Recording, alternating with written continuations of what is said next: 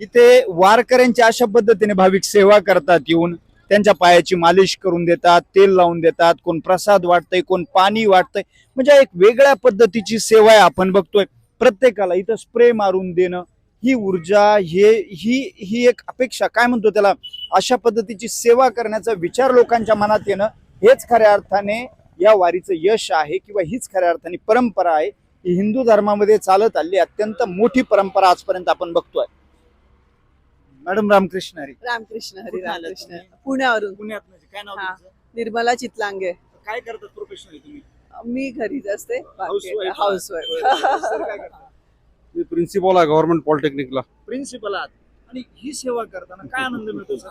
निश्चितपणे आनंद मिळतो. वारकरी पायी जातात, आमचं तर जमत नाही पूर्ण 22 दिवस पायी जाणं, पण जे जमतं तेवढं केलं पाहिजे. नाही, आता त्या इथं अनुषंगाने वारकऱ्यांच्या पायाला विशेष- हात लावताना, हा. त्यांच्या पायाला मॅडम मलम लावताय, तुम्ही स्प्रे मारताय, कळालं ना हे सगळं? बघून एक वेगळा आनंद होतो. हे प्रत्येक कसं माऊलीमध्ये विठ्ठलाचं रूप आहे, क्या बात. असं धरून आपण सेवा केली पाहिजे. त्या तुम्ही स्वतः अनुषंगाने- प्रिन्सिपल आहात, विद्यार्थ्यांना घडवण्याचं काम करतात, नवीन पिढी घडवण्याचं काम करतात, आणि एका बाजूला ही परंपरा जपतात. Yes, निश्चितपणे माझे मुलं सुद्धा या गोष्टीमध्ये सगळे इन्व्हॉल्व असतात. त्यांचा सुद्धा तितकाच इंटरेस्ट आहे सगळ्या गोष्टीमध्ये. हे आपला हा आणि संप्रदाय आहे. संस्कृती आहे, घरातले संस्कार आहेत, क्या ते बात. असणं आवश्यक आहे. काय नाव आहे आपलं सर? महेंद्र चितलांगे. रामकृष्ण. धन्यवाद.